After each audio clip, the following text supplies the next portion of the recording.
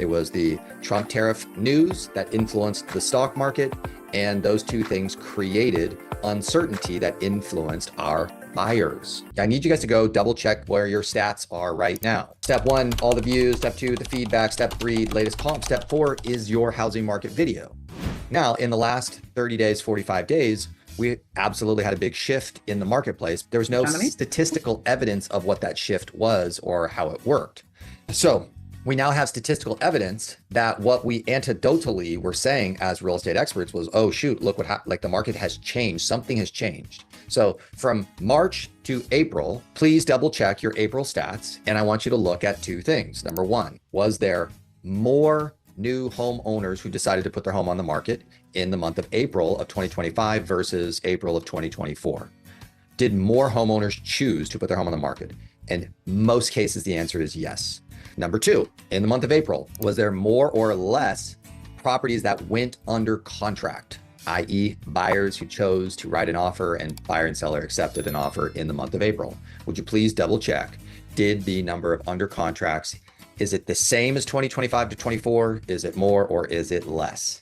And if you're in a marketplace where the under contracts is less than it was in 2024 and more homeowners chose to put their home on the market in 2025, i.e. Houston sellers, this is the statistical evidence that tells us what just happened with the market shift. Now, what was the cause of the market shift?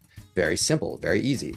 It was the Trump tariff news that influenced the stock market, and those two things created uncertainty that influenced our buyers. And so the buyers paused and created a pause, and then that softened the buyer market when the sellers were rising. It's a very simple narrative, okay? And it's in most cases, it's just very accurate and true.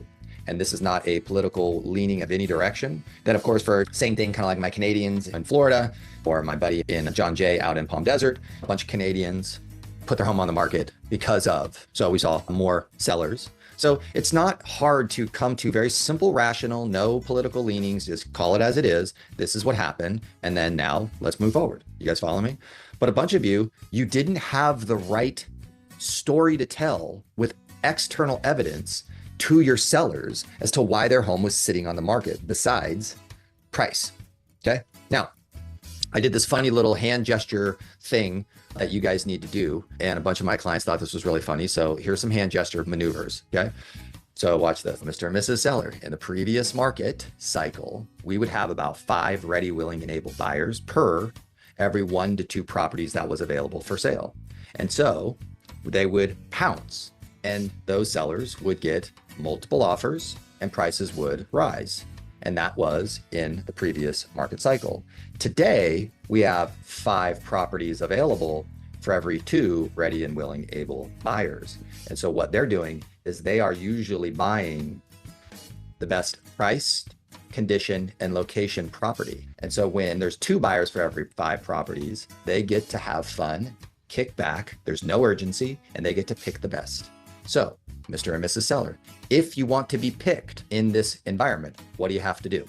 Now, the other thing is in every market cycle, there are opportunities and challenges for both buyers and sellers. So I'm not saying now's a good time to do anything. There's opportunities in this environment and there's challenges in this environment. If you're a buyer, here's the opportunities. If you're a buyer, here's some of the challenges. If you're a seller, here's the challenges.